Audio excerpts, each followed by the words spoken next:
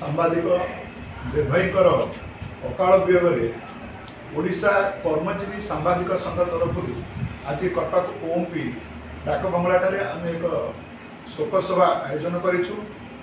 देवभाई दीर्घ 36 वर्ष काल समाजर विभिन्न क्षेत्र में पारदर्शिता हासिल करते समाजर वार्ता संपादक थिबा सहित से बहुत गुड़े कार्यक्रम कर एकाधारे जड़े कवि साहित्यिक स्तंभकार एवं समाजर दिग्दर्शन हिसाब से से जन विशिष्ट समाजसेवी थे।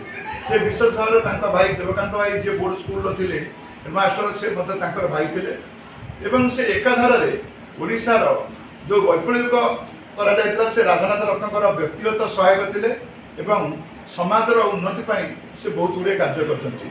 आज ए दुखद समय आम अनुष्ठान ओडिशा कर्मजीवी सांबादिक संघ तरफ आम 2 मिनिट नीरव प्रार्थना करने सहित जगतरनाथ जगन्नाथ निकट में अम्लान आत्मार सद्गति निमंते प्रार्थना करुचु।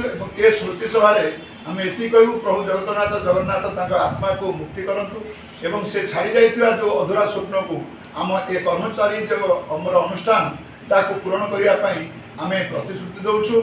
एवं विशेष भाव में आज आम आउ गोटे कथा ये मंच पर आम आयोजन करूँ जे देवभाई जो विराट कार्य करते जाइछंती तांको स्मृति उद्देश्य आम एक आमर एक स्मरणिका आयोजन आगू को करने आम ये मंच में आम आलोचना करूँ।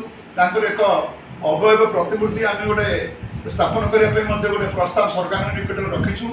जहाँ हो सरकार को आम दाबी कर रखू जे से ओडिशार सेवा क्षेत्र में एक अतुलनीय कार्य कर आम तांकर सद्गति गोटे पूर्ण अवयव प्रतिमूर्ति और यह सहित तांकर एक स्मरणिका प्रकाश करने आम ये मंच आज दाबी करूँ।